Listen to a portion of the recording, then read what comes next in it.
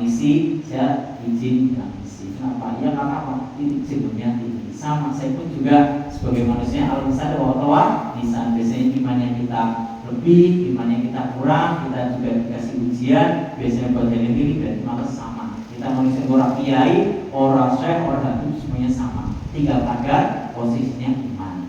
Ya, itu. Banyak sekali orang yang kaya bunuh diri banyak. Karena apa?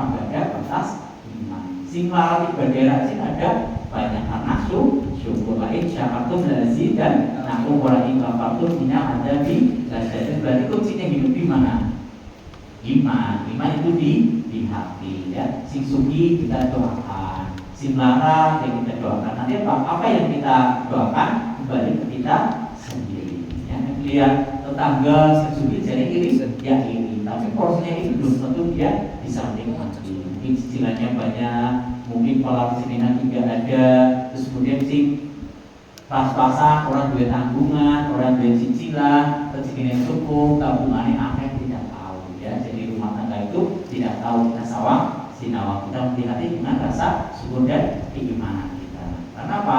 Kemerdekaan kita itu dari keimanan dan keikhlasan kita ya. Jadi dari sabar, syukur dan iman. Yang saya rampelkan semua saya sukanya dari apa? Tausiah dari kehidupan. Kenapa? Kita yang melakukan kehidupan supaya apa? Supaya hidup kita hidupnya selamat sampai akhirat ya. Hidup ada apa aja?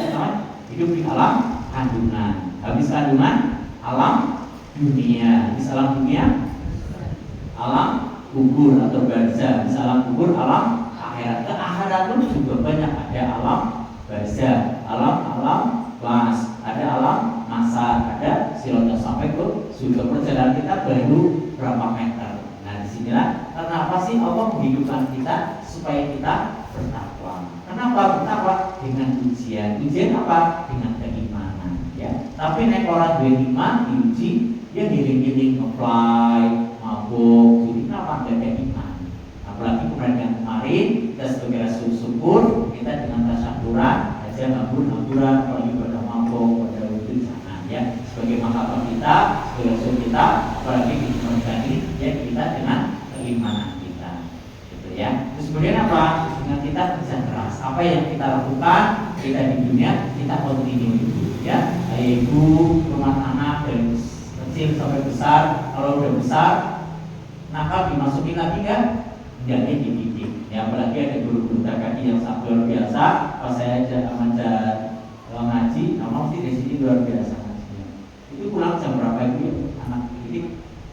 5. Makanya TKI ini sebagai fondasi ya. Kalau anak didik kita fondasi, insya Allah nanti kita besar pun tidak tahu ilmu dengan keimanan itu. Beda dengan main FF, ini beda. Karena lingkungan itu sangat berpengaruh untuk kehidupan anak ketika sudah besar. Sing dadi apik melu sing ora apik ya kecil apik kae. Sing wis ora apik mambu apik insyaallah banyak tobatnya. Nah, kehidupan ini dengan keimanan itu ayo kita bareng-bareng tingkatkan iman, ibadah kita, puasa kita, yang kemudian sholat kita bareng-bareng. Saya juga ngomong ini bahasa pribadi buat tim kami, buat ibu-ibu ya. Ibadah kita hidup intinya satu, manut dan bismillah, apa yang kita bisa dilakukan, apa yang belum bisa kita usaha.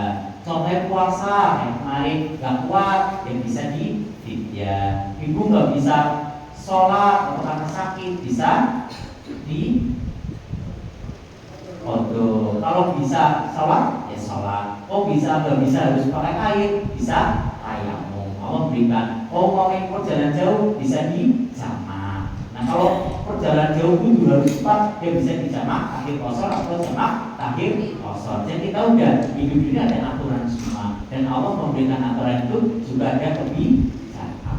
Wong sakit luka kalau kamu bangun ya sakit berarti bisa tayamum.